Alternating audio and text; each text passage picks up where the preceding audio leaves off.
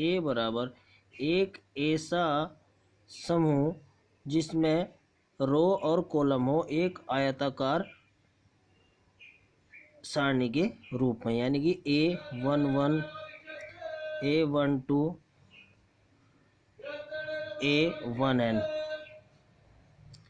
और दूसरा है आपके पास A21 A22 up to A2n। इसी तरीके से बढ़ते हुए जा रहे हैं हम, और ये संख्या AM1 AM2 और कहाँ तक चली गई AMn तक।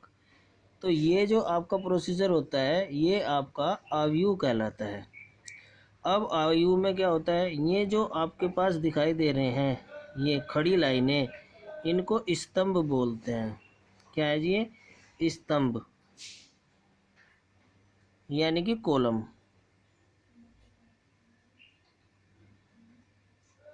ये तो वे कॉलम आपके पास, इसका नाम है आपके पास C1, इसका नाम है आपके पास C2, इसी तरीके से बढ़ते चले जाएगा। ये कितना है आपके पास CN। इसी तरीके से ये आपकी क्या कहलाती हैं, पंक्ति, पंक्तियाँ कहलाती हैं, यानी कि क्या कहलाती हैं ये रो। ये क्या कहलाएगी R1, ये क्या कहलाएगी R2, ये क्या कहलाएगी आपकी RM। ठीक है, तो ये आपके पास M और N क्या संख्या हो सकती हैं, तो आपके पास क्या होगा, ये जो N और M है ये प्राकृतिक संख्याएं होंगी, नेचुरल नंबर। तो M क्या है आपके पास, M है आपके पास रो, और N क्या है आपके पास कॉलम। N क्या है आपके पास कॉलम। इस मैट्रिक्स को लिखने का तरीका क्या है जी आपके पास, that is A is equal to AIJ M गुणा N। ये क्या है आपके पास, I तो हमारी जो प्रदर्शित करती है, यानी कि ये जो पूरा एलिमेंट है ये तो AIJ, ये किसको निरूपित करता है, मैट्रिक्स एलिमेंट, मैट्रिक्स के अवयव को, यानी कि एलिमेंट्स। ये तो इसके एलिमेंट को प्रदर्शित करता है। आई को क्या प्रदर्शित करती है, रो को प्रदर्शित करती है, और जे किसको प्रदर्शित करता है, ये कॉलम को प्रदर्शित करता है।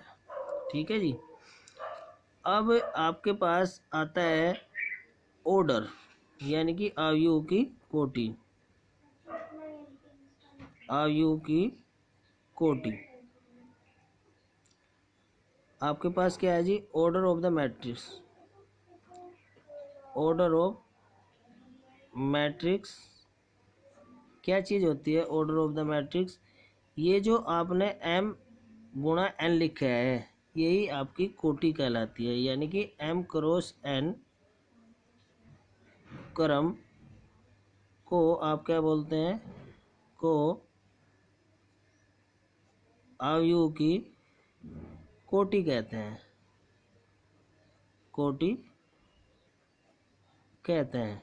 ठीक है, यदि हम फॉर एग्जाम्पल कोई एग्जाम्पल लें, मान लीजिए ए कोई मैट्रिक्स है 2 1 3 4 5 6, तो यहाँ हमारे पास कितनी रो है, 1 2 3, तो 3 तो हुई रो हमारे पास, यानी कि क्या हुआ R1 R2 R3, और कॉलम कितने हुए C1 C2।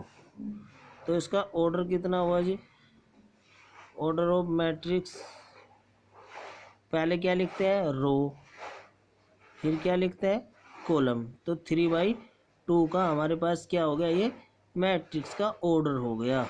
ठीक है, अब हम इसकी एक बार आपको बता दें, आपके पास से कोई मैट्रिक्स दिया गया होगा इस तरीके से, आपको कहेगा कि इसके मैट्रिक्स बनाइए, तो आई का मान 1 और जे का मान 1, तो पहला एलिमेंट आएगा, आई का मान 1 जे का मान 2, तो दूसरा एलिमेंट आएगा। इसी तरीके से जितने भी ऑर्डर की आपको मैट्रिक्स बनानी है, पहले उसको मैट्रिक्स को बनाइए और फिर आई जे के उसी क्रम में मान रखते जाएंगे।